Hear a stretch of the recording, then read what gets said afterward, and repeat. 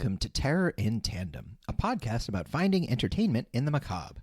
Hosted by the knowledgeable and lovable Laura and Richard Mathiasen. Each episode we discuss the horror genre, from books to film to TV and beyond. And sometimes even from the beyond. You can find us on YouTube at Terror in Tandem, on Instagram at Terror in Tandem, and you will always find our latest episode on our website, terrorintandem.com. And don't forget to subscribe and give us a 5-star review on any of those platforms. It really, really helps. If you wouldn't mind. So, yeah, welcome. The more we get, the more we pay back our student loans. Yeah, that's exactly. how they're taking podcast follows now instead of payment. Yeah, so help us pay back our student loans. And that reminds me, I'd like to introduce to you fine folks Tandem Coin, our new crypto that we'll be launching. That's totally That's legit. Not true, and not we don't a rug have pull. luxury properties. We just record in a small basement windowless apartment. Laura. I know, I'm sorry. I revealed. Carefully cultivated Some image of a people lifestyle might not have known that was a joke. that we have over 120 something episodes. We have been We do- meticulously constructing the image of us as two pod mogul, billionaire, socialite, fancy people. We're not. So we do still have a cat that runs the call board. That's though. true. And it is a live podcast where we take calls. That's always been true, and it always will be. Yeah, call us at God, the number that board is is flashing on your screen lighting right up. now. For Patreon subscribers, you will hear the call and answer section. We just only hint at it now. Subscribe now. We also don't have Patreon yet. But Nope. someday, let's hope. Welcome to We've Got Our Act Together in Tandem. Welcome to This is a Charitable Podcast given to you for free. Oh my And God. you're welcome. You're We so love you welcome. and thank you for listening. Oh, I wish Today, I was we're you. not going to disappoint. This is a listener subscriber favorite. It is? Yeah. What? Yeah. I thought that was just every time I opened my mouth. No. Oh. We're doing another. We're getting more calls. We're doing another. Does this hold up? Does this hold up where we revisit beloved classics from our past that we really liked, but maybe it's been, I don't know, a year or a few decades since we've seen it, and we want to find out, do our adult, mature, highly sophisticated brains still like this movie? Yeah, and last time, if you remember, we did The Dead Zone and Event Horizon. Both And- of which, yes. Well, Event Horizon Yes. maybe was a maybe, but Dead Zone was a definite. Look, Event Horizon is what it is. It just does it really well. This isn't a competition as to whose Starting to feel that way. opinions in their youth have held up in their adult age. True. I'm winning, though, and I'm also winning after today's. So anyway, let's jump in. Okay. This is going to be my pull from the past. A little bit of 90s. We kind of went into the 90s zone. Last year was the 80s zone, right? And 80s and 90s. I think, if you and I are pulling things from our past, it's Correct. probably going to be coming out of the 80s and 90s. yeah. But so this little ditty is maybe a lesser, I think it's a lesser known, lesser seen, lesser talked about for sure. 1992 film called Raising Cain, not to be confused with the food establishment Raising Cane's or the new hip hop television show Raising Canaan. Power. The book 3, chapter Canaan. It's one of those shows that has like all the spin-offs. I like think so. Yellowstone has like 8 shows, and it's all like And this is Yellowstone. of like 90 the hip hop Yeah. industry. The Power, the spin-offs. book of 4, the Yeah. book 3, chapter 9, appendix 2. But this is just a one-off film, Raising Cain. Raising. Raising. Raisin? Is it about a man named, like a pruny man Yeah, with named a cane. Raisin Cane? No, he's a raisin that you has to use a cane Oh, gosh. to walk around. Differently abled. It's like, so the California raisins, but now they're like, oh. This is going great. It's a raisin who gets into making his own chairs. I just thought it was about an old grape that murders his brother. No, so Raising Cain, 1992. It's dubbed as a horror crime, although we know who did it. We've all known who did it from the day one. Yeah, see, that's why they don't say it's a mystery, because No. within 90 seconds of the movie, it's revealed. It's starring John Lithgow, which we love. Also starring John Lithgow, and John Lithgow. Starring Lolita Davidovich. She's questionable.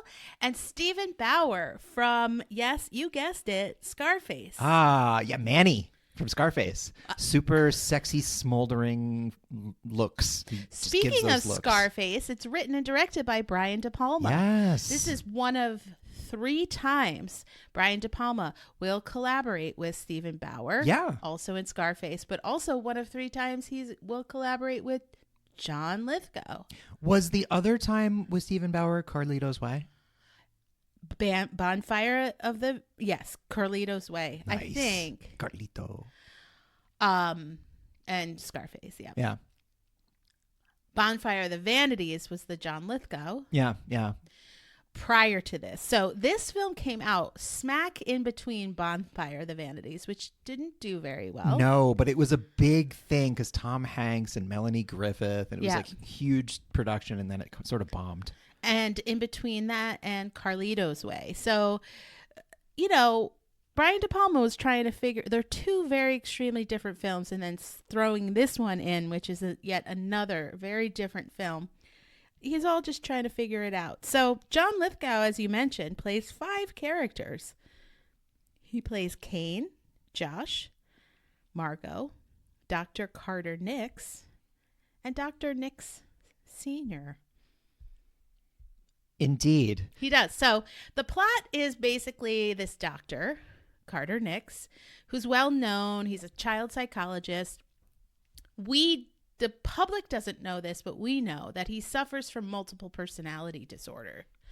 This is a big reveal at the end of the movie, but we've known all along. He is basically was, I guess, abused into multiple personality. Yeah, like so split his by crazy his father, his who- crazy Norwegian dad was like a famous behavioral child psychologist, and he experimented kidnapped on and him. experimented on children, including his own son, which pushed these 4 different personalities out. And so what we see is John Lithgow's with his daughter at the park with a friend of the family and her son. They're driving down the road. He's talking about his father wants to do these experiments, and they're taking the daughter, and we would love to take your son. And she's like, what rational parent would do this? Then comes out the chloroform rag. Oh, the old chloroform rag. So basically the whole kind of loose thread plot is that Carter is collecting children so his father can, I guess, re-enliven his experiments. We see this kind of, I mean, it's John Lithgow in a leather jacket and sunglasses. Do you want to get right into that? Yeah. So, What do you mean right into it? That happens within the first that's what 10 I'm minutes saying. of the I mean, movie. I didn't know if you were going to go through like the whole plot of the movie, or if No. we were going to. So, like, I've already said the plot. John Lithgow's, the way that they show his multiple personalities is they play it off at first like they're twins. And, you know which one's good and which one's bad, because the good one is, dressed like suburban dad and he's kind of timid. And the bad one has a leather jacket with a pop collar, sunglasses indoors, and smokes. Yeah. Always with a lit cigarette.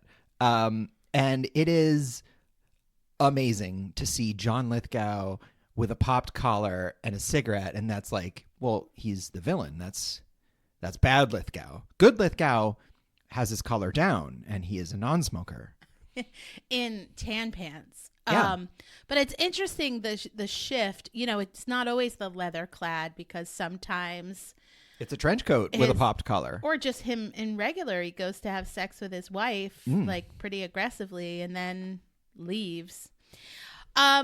Shall we talk about his wife? Well, let's talk about the actual plot of the movie real quick. So, like, he is, a child psychologist in secret continuing the work that got his Norwegian father, humiliated and arrested, and then he committed suicide after fleeing the country. So in his regular life, he's just like a normal dad who's taken off time from work to raise his daughter.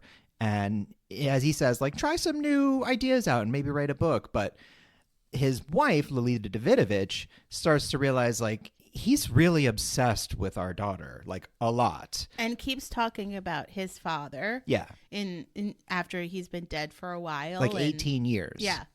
And we see his father. Like, Carter brings him, the kid that he stole, to a hotel room. And we see, like, John Lithgow playing his father figure, all like, that's the other thing, ginormous. He was like, it was very David Lynch, Hitchcock. Well, I mean, Hitchcock, it's Brian De Palma. Brian De Palma is very much, he's often been thought of as a successor to Hitchcock. He's very influenced by the Giallo movement in Italy, and this is dripping in every frame of this movie. Like, this movie, we'll just get it out of the way. Lolita Davidovich is also dripping no in shit. every frame. This movie is bad. It's a bad movie, but it's still a Brian De Palma movie. It's still a great movie. It's all no. Listen, I mean, it's a fucking rad. I love the hell out of it, but it is objectively not a good movie.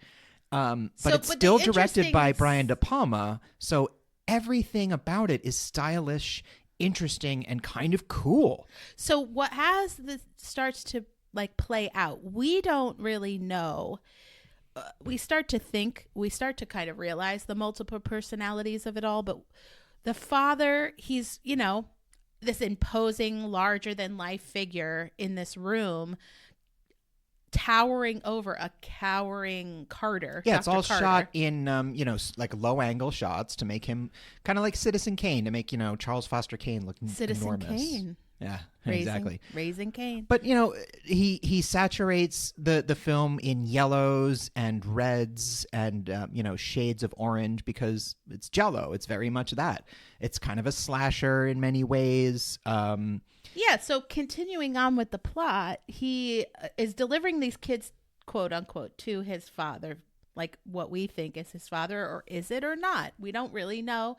We start to piece together that he is multiple personalities, or he's seeing these people. Again, it's slow and not really ever like said out loud until it's said out loud. Yeah, until the end when they get like the old doctor back and they're like, oh, it's this. Listen, the plot of the movie is Brian De Palma. It's a mess. Probably under the influence of something, wrote a movie about a multiple personalities serial killer, child kidnapper type.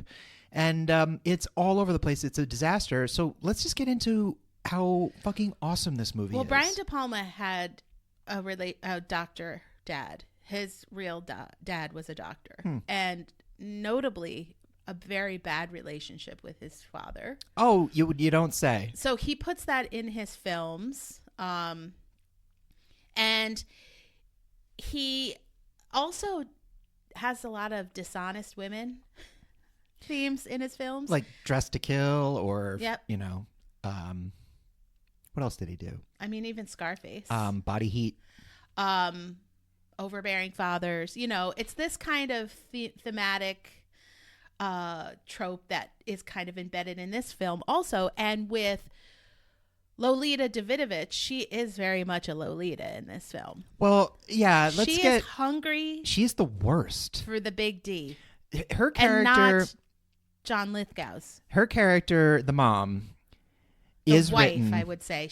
The wife. She's marginally She's a mom also, but... Even for the late 80s, early 90s, is written like the most sexed up, like worst manipulative cunt of a person, but also she's like young and pretty and nice about it, so she never comes across that way until you look at every single thing she does. She has no remorse. No, she no question about what she's going to do.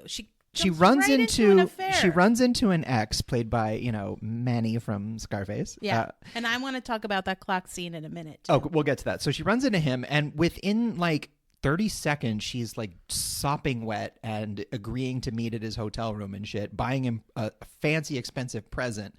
And all that's kind of said between them is, I'm sorry for how things ended between us.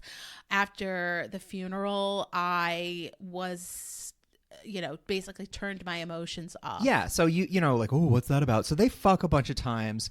And, you know, in public. While John Lithgow's watching the kid and doing whatever he's doing. And then, like, we're going to get into spoilers here. This movie's fucking 35 years old. So it turns out their relationship was, she was his wife's doctor. Wife's cancer, lung cancer doctor. While she's dying in the hospital and she's falling in love. And we discovered this because Lolita Davidovich has like weird voiceovers throughout the movie where she just sort of in comic book caption style just describes what she's thinking as she's doing. She's like, oh, I'm opening up the drawer and thinking about that guy's D.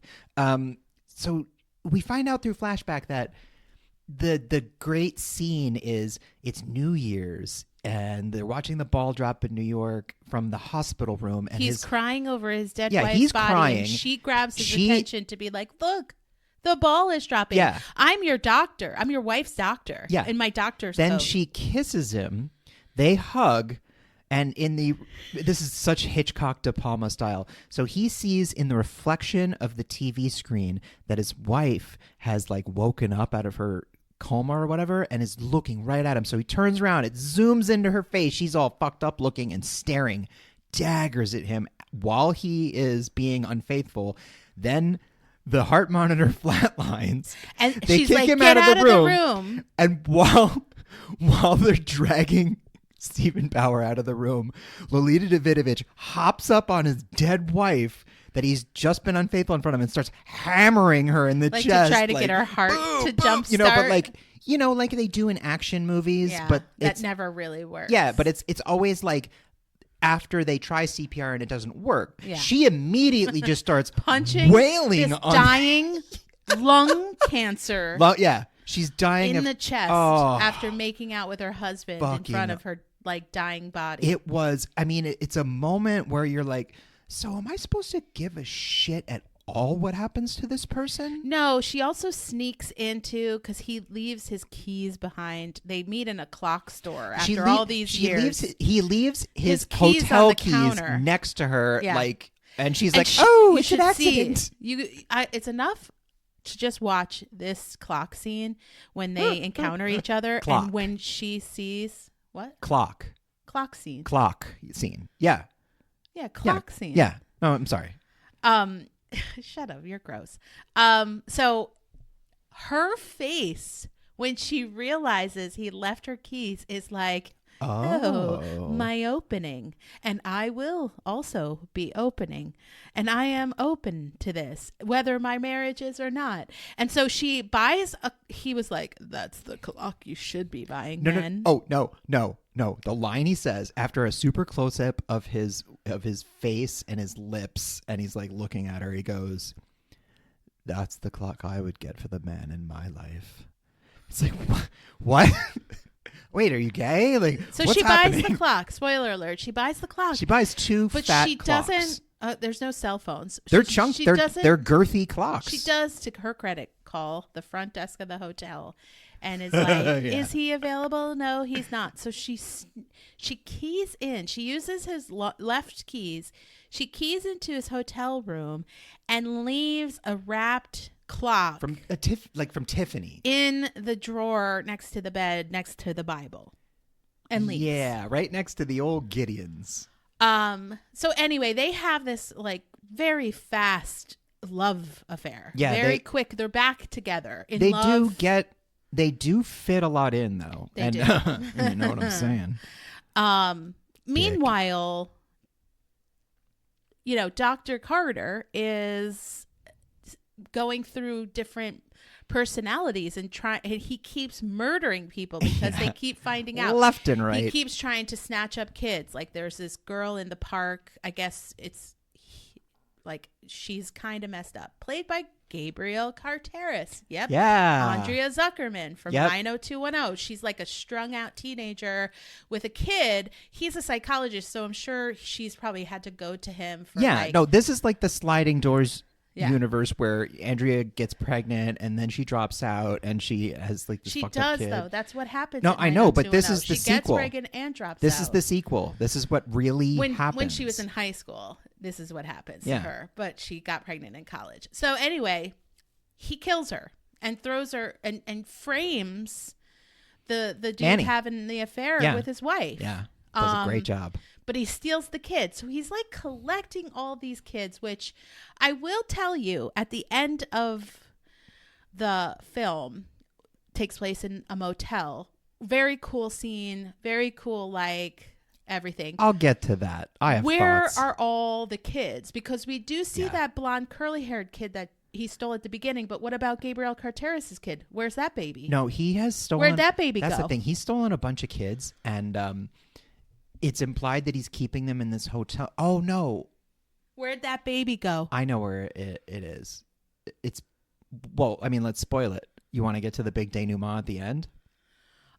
Is there anything of note that we? Well, so yeah. this I mean, let's talk about John Lithgow's amazing performance. He's fucking incredible in this movie. John Lithgow he plays is such a good the actor. dad. He plays his like kind of bad. When he seed. plays the dad, he's got like old man movements, and he's got a pretty decent Norwegian American accent. It's like really good. he plays this kid Josh, Yeah, like a which little is boy, probably right 7-year-old. when he was starting to be abused by his dad. Yeah, Which there is a scene after he kills Gabrielle Carteris that this kid comes out of the bathroom and like yells at him, and we're like, "Who's this kid?" he yells at him in John Lithgow's grown-up voice, and we later learn that it's Yeah. his multiple See, personality. it's Brian De Palma, so like it's very stylish.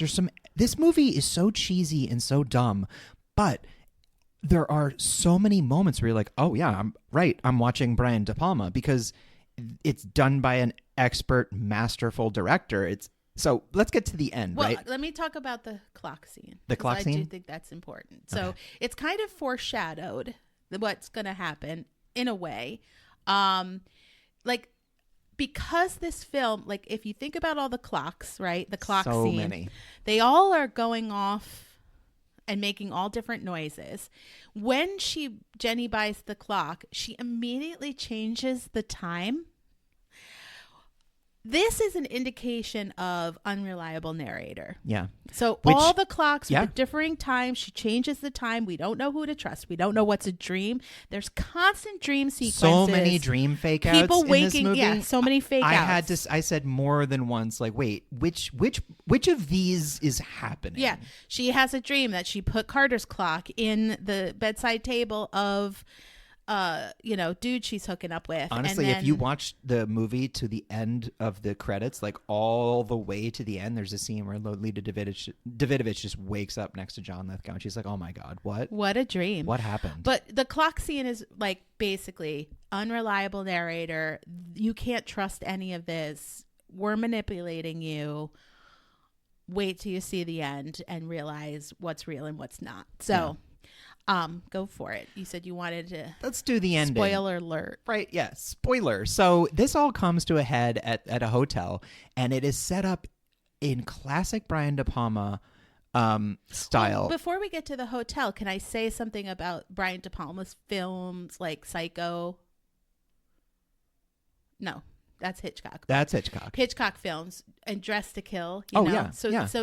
this is kind of like inspired by. Absolutely, it is. So what Brian De Palma does that's different is John Lithgow, like in Psycho, drowns her, puts Lolita Davidovich in a car, watches her drown, right? But she survives, unlike in Hitchcock. Yeah. She survives. And again, we're like, oh, that's crazy. We thought she was dead. Yeah. And because There's she a lot of appears- fake outs. Yeah. She appears in the house. John Lithgow doesn't know if it's really her because he sees things all the time, and we're seeing And she's things he's seeing. pissed. She's very pissed. Kind of, I guess. She doesn't really have a lot of emotional range. Yeah. I mean, so So back to the hotel. Now we're talking it's all about the set up- denouement, you said? It's all set up very classic style. Like there's foreshadowing. There's a Chekhov's gun Sundial. in the form of a Chekhov's sundial sticking out of a pickup truck that like everyone's yelling at. Like, you can't park here. And what so he keeps. is a sundial? Really? It's like an ancient clock. Oh, right. Yeah, it's a clock. Exactly. Another clock. Yeah. So It's a clock, everybody. So the pointy part of the sundial is pointing out, and they keep showing it. Guy So you're trying like, to pull in and out of a spot. Yeah, and for 20 minutes. it's all this guy is doing is going backwards and forwards, like a little bit and then back and then a little bit, and you don't know what he's doing, and the cops block him in. And but the thing is, they go to this pointy part of the sundial so much, you're like, well, obviously John Lithgow is going to end up with this inside of him, right? Yeah. So then they even do a fucking Untouchables, Battleship Potemkin baby Slow stroller, motion baby slow stroller, motion kid baby fall. stroller falling down the stairs. He's even calling back to his own movies, the struggle with the gun, the fake outs with people like undercover, and then so basically they're on the like leveling views of the different it's cool. yeah. But it's so overdone. Yeah, there's like three levels. There's the ground level. There's the first floor veranda. It's like an outdoor California motel. So it's like the outdoor veranda and then or like walkway, and then the second floor walkway. And the cops are on the first floor, and on the second floor, Lolita Davidovich is wrestling with old Norwegian scientist John Lithgow, who, surprise, surprise, is real. The dad's alive. He's you a guys. real guy. Yeah, they play it off the whole movie like he's one of his personalities. Turns out he faked his death because they never discovered the body, and they did mention he's been that. controlling Carter ever since. Yeah, ever since. And forcing his bad killer personality, Nix, to come out and kill people and get kids. That Carter doesn't do anything. So except like take care of his basically, daughter and love his wife. All of the other personalities, including Margot, which we'll see in a minute, those are split personalities of his. There are only 4. But yeah, the dad. So that's the twist: is the dad still played by John Lithgow is alive and doing all of this. So that's insane. Yeah. So that was a big insane. They're reveal. wrestling over her daughter, Lolita Davidovich, and a gun, and like a bunch of things happen where she drops the kid. And the police are coming up the stairs. The police try to grab her, but they miss her, and she falls, and the kid is headed right towards the pointy sundial part, and you're like, oh, this is even better than I could have thought. Like, the kid's going to end up on the sundial, and then old John Lithgow. No, it's Jack. Yeah, but another thing happens. Oh, yeah, old John Lithgow. So, with his tiny little gun. Manny runs up. And his name is Jack in the film. Well, whatever. He goes to catch the kid, but she's still headed right towards the pointy sundial. And that's when old John Lithgow on the second floor, his gun goes off, strikes the wrought iron sundial. Like, this is doesn't even kill Jack in the throat, No. which would have been amazing. The gun just like goes off. He doesn't mean to shoot. He's still wrestling with Lolita Davidovich. And then the gun goes off, hits this solid iron sundial, blows the fucking point off of it, so a second before the girl would have gone onto it, a bullet from a .38, like a revolver, no just ricochet ping. problems. Yeah, it goes right through solid iron, knocks this thing off. She's fine. They catch him. Everything Jack works out catches great. her. Now they have a new loving family. At this moment, you're like, that was amazing, but also boo, because no one ended up on the sundial. You just fake Chekhov gunned me, and I don't like that. And there was an earlier dream sequence fake out of this statue in town with a big one of lance. those old time lances. It's like a jousting lance that went through that was awesome. Davidovich. I thought that was legit. Yeah. I thought that happened, and then she woke up. Yeah, there was a lot of cool stuff that happened, and then you're like, oh no, it didn't. One thing that did happen though was this old kind of psychologist that worked with Dr. Nix Sr. way back in his experimental days, later testified against him because he's a creep. She's the one that brought out Josh and also brought out Margot.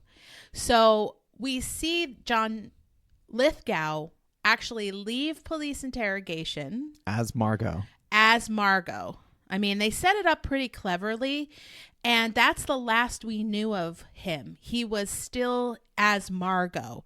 So John Lithgow... And when he turns into Margot, his physicality changes completely. He does. It's neat. It's a little theatrical, but he definitely turns into a real calculating female type. So after Jack gets the daughter and they finally take down, I think he ends up dead, right?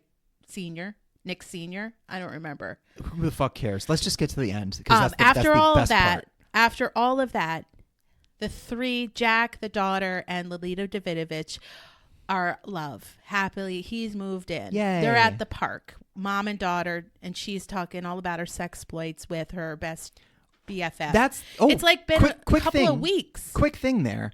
She keeps getting together with this best friend of hers, and all they talk about is how bad they just want to fuck Jack. every dick they say. Just Jack, basically, actually. but they're both married, and they're both so did you fuck yet? And oh God, just not once does grab her that dick. girlfriend say, well, you're married. Yeah, and you have a child together. She does say you're married to the perfect man, but she's like, but I can understand. Look at him. He's gorgeous. Yeah. She's like, you do have a marriage, but they'd go for it. So Jack, after he gets out of being framed for a murder, they all tie it up to Nick's, the bad seed of the Carter 4. We're the cops are like, oh yeah, they can't find him. She tells her friend, yeah, we don't know where he is. Yep. We don't know what happened to Carter. But Jack's moved in, and I'm getting some big time D all the time. 100%. We chloroform that daughter all the time so that we can have loud sex. Just some alone time.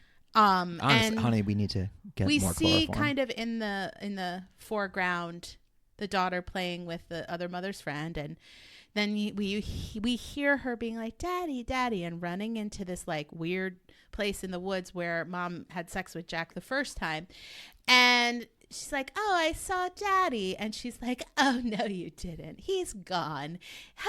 He's gone." And she picks her up, and then right behind, as Lolita Davidovich bends over, it's revealed standing behind her is Margot in full drag with a wig, John, pearls, makeup, done up. With a "I'm about to murder this bitch" look on her face. Yes. So that's how it ends. Don't forget that Brian De Palma also a terrible person, or does she just want the kid, or what? Well, we don't know. Brian De Palma directed Carrie, and this ending really reminded me of Carrie. Yes. Just the final scene, because I'm telling you, man, ending a movie with a fully in drag John Lithgow, but also characterizing Margot, he is Margot at this point, and you're like, oh, and the movie ends, and you're like, okay, well, in the next frame he kills her and steals the daughter, because that's what's happening. What I think is really brilliant, it's amazing. What I think is really brilliant, not to make it a joke, is that John Lithgow never speaks as Margot. Margot never says a word. No, it is worth pointing out that bummer, I just didn't even think of it. John Lithgow's portrayal of Margot and the whole thing of him being in drag and all that, it's not corny or stupid or done for it's actually kind of a little creepy. Yeah, his physicality, but not in a weird way. Just from the way he moves and the way he looks and the expression on his face, you get the fact that Margot is very scary, really very calculating. Scary. All the other personalities are really afraid of her, and Margot has by far the least amount of time. Yeah, and never speaks. So you don't have that kind of him trying to speak like an effeminate woman. No, it's not cheesy. Man. Yeah, and it's really a kind of, I think, probably one of the best personalities. And it's another callback to Psycho, seeing Anthony Perkins dressed as his mother. Correct. It's just Hitchcock. Done so. The final frame of the movie is, I stood up and cheered. It's a crowd pleaser, but it's also wild.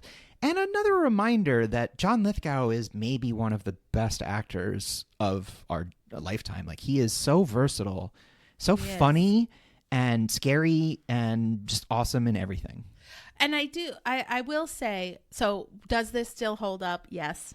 It depends on your expectations. This movie is cheesy as hell. It's so cheesy. If you want to watch an early 90s kind of sleazy, like dumb, but very entertaining movie. Exactly. It holds up because it's entertaining. It doesn't make you look away. You want to figure out what's going on. It's pretty relentless. If you've never seen it before, it's really exciting. If you have seen it before, it's like, oh, wow, right. I'm picking up on things I haven't seen. And later, I haven't seen it in 20 years. Just really getting that pullback on how awful Lolita Davidovich as a wife and a mother. And just a person. Yeah. Really just a bad person. Bad person. And like no one to really root for. So you end up kind of being like, well, I mean, hopefully Margot won't kill her. The most sympathetic character in this movie is John Lithgow. Yeah. Carter. Yeah. I mean, he was purposefully abused by a mad scientist to fracture his mind. Yeah. And then his wife cheats on him anyway. Gosh, that's rough. It's it's a cheesy delight. Highly recommend this movie. How did you come across this when you first saw it? I just loved it. I thought it was crazy. I mean, like, how did you find it? Oh, I think it was probably on like a movie of the week on HBO or like, something like that. So this movie came out when I was like 11 or 12. I was like 17. And I had never seen it before. This was my first time, and I had a blast. I loved this movie from start to finish. There wasn't a point where it lagged. The pacing was excellent. It was really It does make you laugh out loud. Oh, yeah. The cheesiness of it. Have a good time. Absolutely. But it does hold up. Like, again, 1992, in this 90s kind of chunk of time, horror wasn't really what horror is now. It was a very different thing. Yeah. The late 70s and 80s. It's not a slasher. It's not going to scare you. It's more about Brian De Palma. It's just a great experience. Really fun to watch. Yeah. If you're a fan of Hitchcock or any giallo like Dario Argento, you'll see tons of that in here, all over it. And John Lithgow's great nails it. Actor does such a good job, goes all in. Like, there's not a moment in this movie where he's half-assing it. And you'll recognize a lot of the side players too. Know if John Lithgow has ever phoned in a performance. No, it's great. John Lithgow, Willem Dafoe, those are guys that just, like, no matter what they're doing, they always give it their all. I remember when this movie came out, I was too young to see it, but the poster was really cool. It was like a lightning strike down John Lithgow's face, and one side was in shade and it was mean, and then the other side was light and that was nicer. And a few years later, he was the goofy alien on Third Rock from the Sun. So my generation primarily knew him from like stuff like that. So it was neat to see him in stuff like Cliffhanger and, this. Before he did Raising Cain, he largely did like dramas and comedies. It's not really a lightning bolt. It's just like a split of his face is like an X-ray. Yeah. Okay. Yeah. Because it had like that negative. Yeah. I'm okay. Got it. I just remember seeing it all the time in the commercials, and I was like, "Oh, I want to see this movie. It looks cool and grown up." And I never did until I watched it with Laura, and I had such a good time. It's fun. Yeah. Check it out. Really recommend it. While you check it out, we're going to take a quick break. Boop.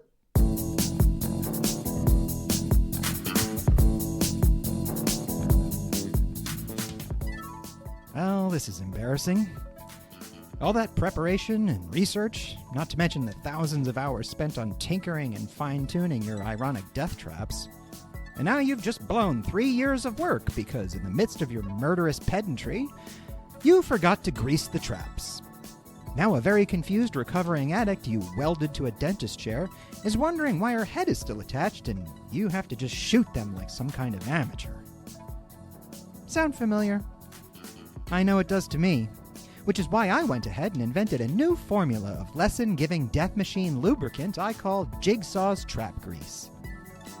Every barrel of Jigsaw's Trap Grease contains enough lubricant to ensure your Rube Goldberg nightmare creations flow as smoothly as arterial blood. Snap off heads, slowly pull people into buzzsaws, or smush them all with giant blocks of ice or something. Whatever lesson you think these people need to learn through agonizing death, Jigsaw's trap grease will make sure it all goes down without so much as a creak. Call now and ask about our special voice modulators, because it's only scary if you sound like a 75-year-old chain smoker. This is a fake ad for a fake product on a horror-themed podcast. We do not condone nor endorse using torture and death as a pedagogical method. That's what parochial schools are for. Welcome back to Does It Still Hold Up? Yeah. And as we established, first one, yeah. Yeah, it does. Now- I mean, again, just temper your expectations. Absolutely. These are fun. So, speaking of which, I'm going to talk about a movie that, when it came out, was very, very special to me. I saw this a dozen or more times. I've seen all 5 of them. We're only going to talk about the one. first one. Yep. But I have not seen this since maybe 1999 or 2000.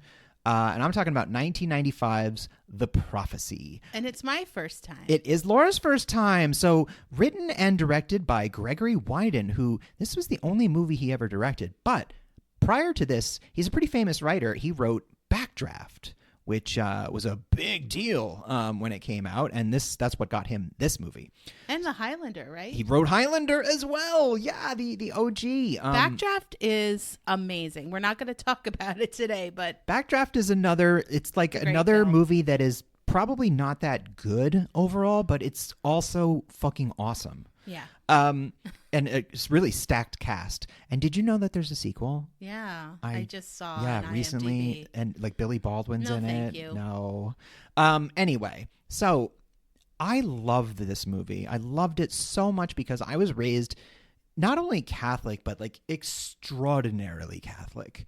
And this, I've maintained over the years as as I've changed, my fondness and love for Catholic horror has never gone away. There's just something about Catholicism that is so conducive to lore-heavy, intricate, kind of fantasy-style horror stories. And this leans into the Old Testament and from St. John's Book of Revelation depiction of the angel. Now, when a lot of, especially Americans, think of angels, they think of the Hallmark, like, 700 Club Christian bullshit of, like, wings and, It's a Wonderful Life. But angels, as they're written in the Bible, are wild. I mean, yeah, Lucifer was an angel. The seraphim, have 100 wings and, like, 100 eyes, and they just... Angels are scary. If you've ever watched the show Supernatural, I think they do a really great representation of angels. Yeah. So the idea is that in the Bible, angels are, supernatural beings. They were created before mankind, and it was the creation of mankind that caused the war in heaven, the fall of Lucifer, and all of that. Now, in this movie, the story is there's a secret 23rd chapter to the Book of Revelation written by St. John that outlines a second war in heaven where Gabriel, the angel Gabriel, who in the Bible is the angel that both is the angel of death, but also announces to Mary her pregnancy with Christ. He has the trumpet, he signals the apocalypse. He's the scariest one. Now, Gabriel is so jealous of mankind that he started a second war in heaven, and as a result, no human has ever gone to heaven. They've only ever gone to hell, or they just stay in the ground. And now there's a soul, stick with me here, folks. There's a soul, an evil soul on heaven that they have to find. And Eric Stoltz is an angel, and he goes and finds the soul, and he puts it into a little Native American girl. And then Christopher Walken is Gabriel, and he goes after them, and they can raise the almost dead, sort of, and keep them alive for a while to use as familiars. And Elias Koteas is a cop who used to be a priest. He was going to be, he but finds like, the on his priest original night, angel death. Look, Here's the thing. It's a lot.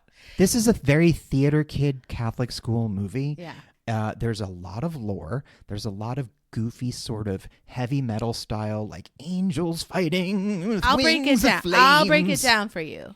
Ready? I'm breaking it down for you. Gabriel is not good. He wants to create a hell version of heaven. He thinks all humans are idiot monkeys. Talking monkeys. He doesn't want anything to do with them except to torture them. So they find the most evil person soul. And he thinks that that is going to help him create this new heaven, which is hell. Okay, so the reasons that I love this movie, I mean, obviously, it's like if Ronnie James Dio wrote a screenplay, this is the movie. It's like, and fields of flames and the angels, the swords of night. Let's back up for a second, though. It's so crazy. So people can get some visuals in their head.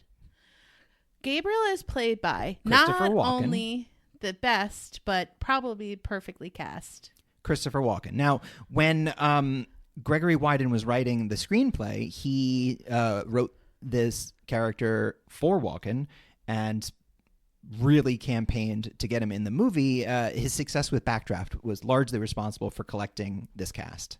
Christopher Walken was perfectly cast. He looked like a, demon in an Adamant video. He looked like Nick Cave. 100% was Nick Cave. He had the black suit, the slick back black hair. Not even a suit. He had that long black multi-buttoned tiny little collar. Adamant. The other Virginia Madsen is in this film. Yeah, Eric she plays Stoltz, just like this sexy teacher. Yeah, she's like a do-well. But she's also do-gooder. Pretty great. Viggo Mortensen is in this one. In one of his earlier roles. Shows up towards the end as Lucifer, and I think does a really good job. And it's interesting because if you've read the Bible and if you know anything about Lucifer, okay, everybody wants to think that he's the jerk, okay, but he is kind of a victim of not being accepted by his dad. Being loved by his dad. Now you're getting into the John Milton of it all. You're getting much more into Paradise Lost territory than the Bible. Anyway, Viggo Mortensen is like, I own hell. We're not going to have another version of it. I want to stop Gabriel too. So you have the devil on your side too. I honestly want to skip over a lot of the plot because the plot is because the plot takes forever. The plot is very plot heavy. The plot is very overwrought. It's very lore heavy. It helps if you are Catholic. It helps if you are like me, were raised in a very old version of Catholicism. And if you've read the Bible, it helps. Yes. So I got a lot from this when I first saw it because I was very much in that world at that time. And the strength of this movie is not so much the crazy plot. It's that, number one, the cast is amazing. Very young Adam Goldberg is in this movie. Amanda Plummer shows up. Yeah. I mean, there are so many people in this movie. Viggo Mortensen does an amazing job as Lucifer. And according to Virginia Madsen, who gave a really great interview at South by Southwest 10 years ago about this, she said that the movie was a mess to make because they could never finish the script. So there were times when they were all waiting for this movie to be done and nobody knew what was going on. They all thought it was going to be very professional because of Backdraft, but it turns out it was really kind of seat of the pants. So Viggo Mortensen wrote that whole thing himself, all that monologue, all the poetry of it, and that's all him. He wrote it because there was nothing written for him. So you could, there is. It's a mess because it's all over the place with where it takes place and what strings we're supposed to pull on and where the central theme is. I mean, Elias Codius, his character, we follow him from he was going to be a priest and he dipped out the last minute because he was like, I can't. No, he had apocalyptic visions of the second war in heaven. Yeah. And it broke his faith. So he became a cop. There's angel fights. There's some special effects that are a little rough because this is a very low budget movie, but goddamn, I have to give it. This movie swings big. It doesn't have a budget, but it doesn't care. It goes for it. High concept, really big ideas, the second war in heaven, a lot of the details, the Bible, and as a former Catholic, I can tell you they get the stuff pretty right. They go into a lot of the more esoteric Kabbalist style, like the Enochian script and the Gnostic Gospels, and the idea that there are suppressed sections of the Bible, which is literally true. The Bible, as we know it, was assembled by King James I of England, It even goes into not like Native Jesus. American I think a lot of people think that. spirituality, too. I think a lot of people think the Bible was made and arranged by God, but it was put together by a British monarch. So there are tons of writings and gospels that were included in earlier versions of the Bible that are completely, they're referred to, I think, collectively as the Gnostic Gospels, like the Book of Jubilee, the Book of Enoch. Those are used to be considered part of the Bible and now are considered apocryphal because of just a bunch of guys decided politically. So this plays on some really old ideas that aren't even in the Bible, but were considered a big part of, say, like Christianity in the first millennium. So I really like that about it. And this cast, man. Yeah, that's where the strength is. I think this film is really owes any watchability to the strength of the actors and how they really went for it in the cast, in their casting. Because Christopher Walken, first of all, he can do pretty much anything, but sometimes he goes over the top a little bit too much. I would say similar to like Jeff Goldblum, where you're like, okay, I get it. But in this, it really, really works. He does such a great job, and he's relentless with his pursuit of this soul and just his kind of blatant disregard for humans. I think it really works really well. Thomas? That's his character name? Thomas. Elias Koteas' character's name, Thomas. Doubting Thomas. Name of one of the apostles. Yeah, okay, that makes sense. So this movie is not subtle with its biblical parallels. Like, Gabriel literally carries around a brass trumpet, and then when one of the kids blows on it, there's a really good scene where it's so powerful it like blows the windows out. Because in the Bible, when he blows the trumpet, it breaks one of the 7 seals of the apocalypse. Yeah. Like turning the moon to blood and the sun to sackcloth. But Thomas does a really good job of pursuing this, I think that's kind of challenging to his faith, but his detective knowledge, he's also trying to figure out this murder, even though he knows it's a supernatural type of situation. I think it's fun to see Elias Koteas with hair. He was handsome as a young man. Yeah, he was really kind of earnest in his smoldering. portrayal. And you knew as soon as he would encounter Virginia Madsen there, I think I yelled out while we were watching it, "Oh, here comes the flirting." Oh yeah, it's one of those 90s movies where they go through a harrowing night together, so by the end of the movie they're like canoodling, but but like an attractive single man and an attractive single woman. But if we track this, you've known each other for about 16 hours. Yes. So like, calm down a little bit. But Christopher Walken, the downside of this movie is the pacing is a little off. It's only an hour and 45 minutes long, which was long for movies back then, but by today's standard, not so bad. It does, for a first-time watcher, as an adult now, not have watched this previously, it dragged quite a bit. That's what I noticed. Heavy. That's what I noticed the most in this rewatch is without the, I think, frenzy of being a teenager, and also just I've always been such a massive Christopher Walken fan that seeing him in horror movies especially was always a huge thrill for me. And with perspective now, there are sections of Act 2 especially that go on way too long. There's also too much plot. Yeah. The whole thing about the girl being possessed with the soul in the Korean War, like, it's neat, but it doesn't need to be in there. It's already a movie about a second war in heaven. Like, that's a lot to wrap your mind around. So the possession stuff, the Native American stuff, the Korean War stuff, it's like a lot thrown on top of what is already a lot. Soul, like, I still don't quite understand. Yeah, because it doesn't really make sense. Kind of a cannibal. It's a silly movie. And that's the most You can tell it was written by the guy that wrote Highlander because it's the same level of seriousness as Highlander. But I mean, it is dubbed as a dark comedy, dark fantasy, supernatural Christopher horror. Walken apparently improvised a lot as well, which shouldn't surprise you. You could tell. He and it is was good, though. Having the time of his fucking life making this movie. He's so good. And I want to share before we move away. So my final assessment is this movie certainly doesn't hold the same weight as it did when I was a kid because it very much geared towards, like, I think, nerdy young boys who were like, oh, angels fighting, fucking yeah. Because I did listen to heavy metal, and the ideas of angels with flaming swords fighting each other is still, goddamn, it still appeals to me. That is amazing. So, but I can say there are some lines in this movie that are truly poetic. Yes. Some and moments. Walken has some good lines. Some moments that are experimental and very interesting. This movie takes a lot of big swings, maybe too many, and that's why it drags a bit.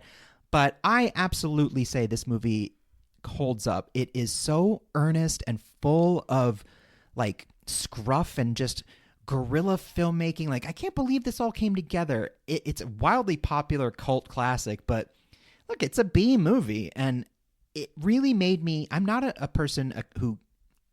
I don't feel a lot of nostalgia for things. I don't like nostalgia culture, so to speak. I think it's very kind of lame and predatory. But there was an element watching this movie where I was like, there was something about direct-to-video 90s movies where people were like, I don't care if this makes money.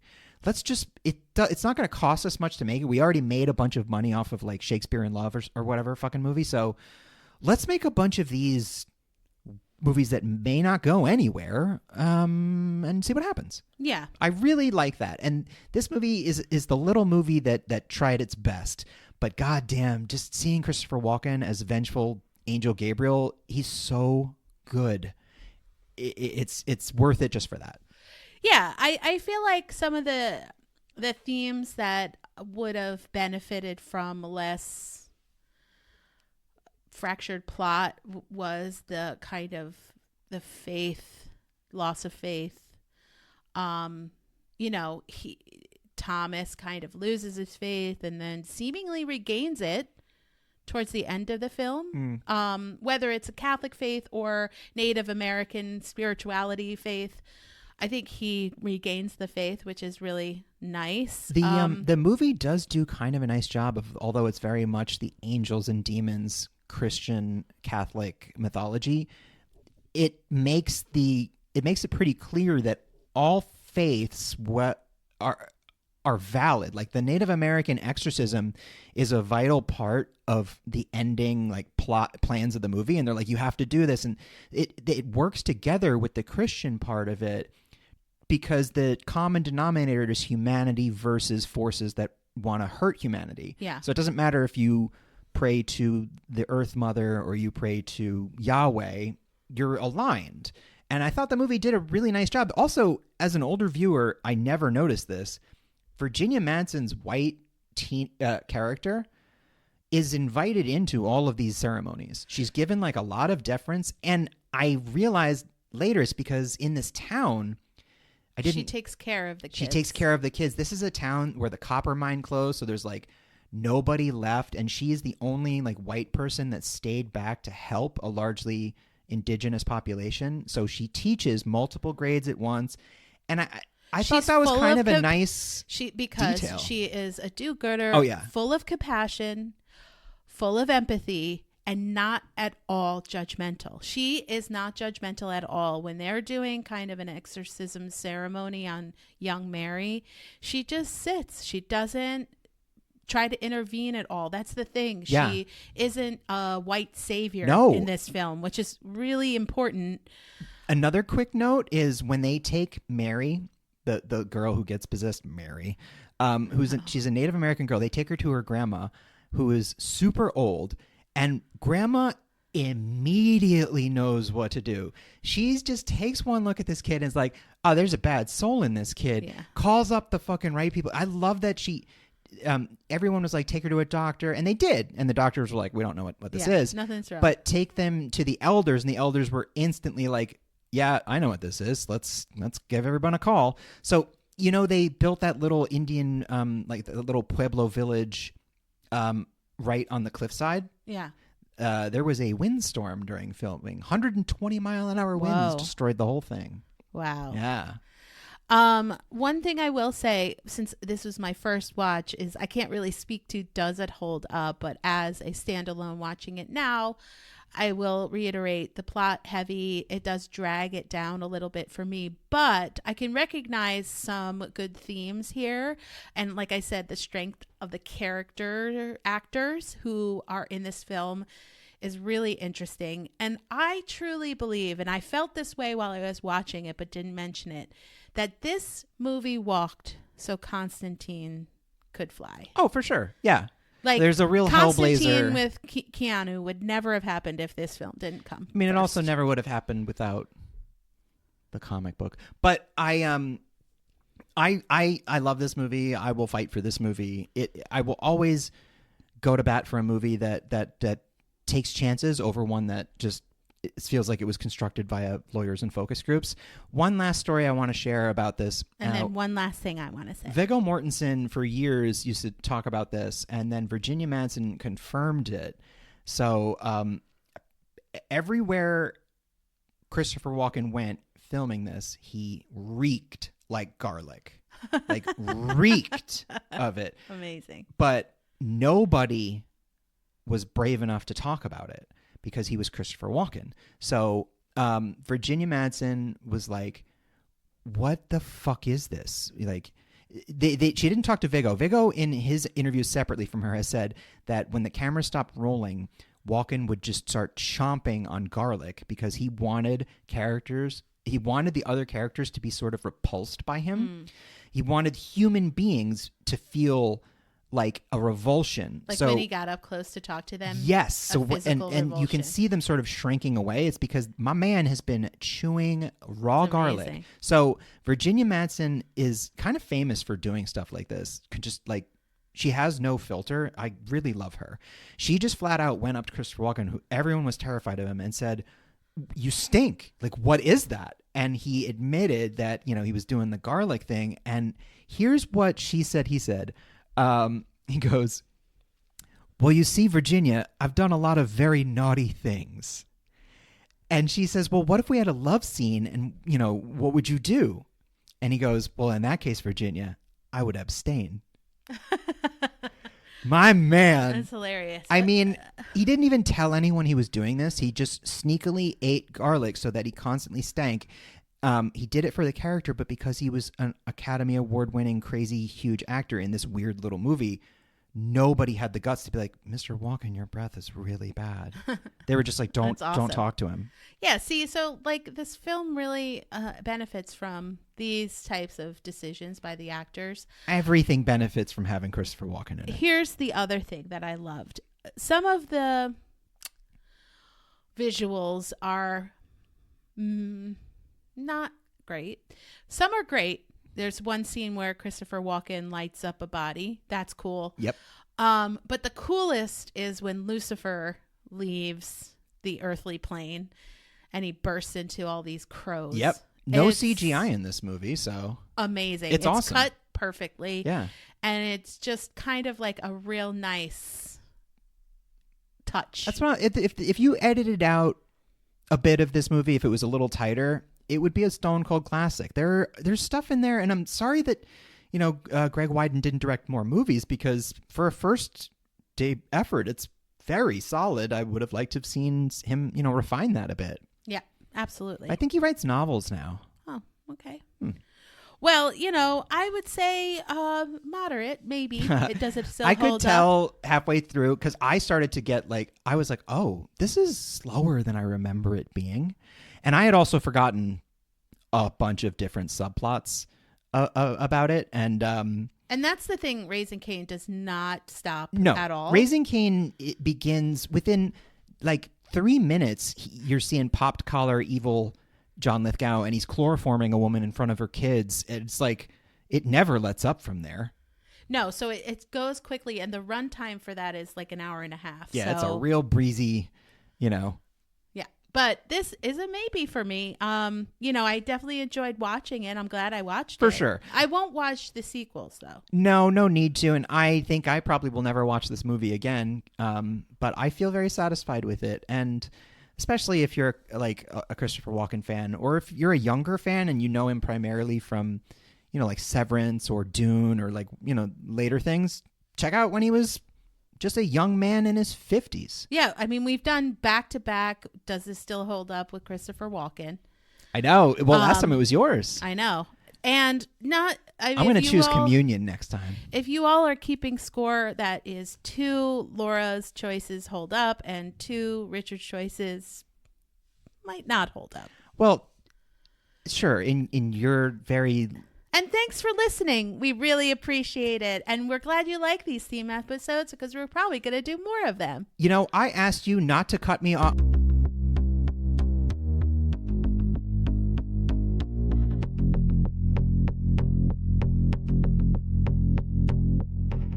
Terror in Tandem is written, produced, and recorded by Laura and Richard Mathiasen, and edited and mixed by Richard Mathiasen.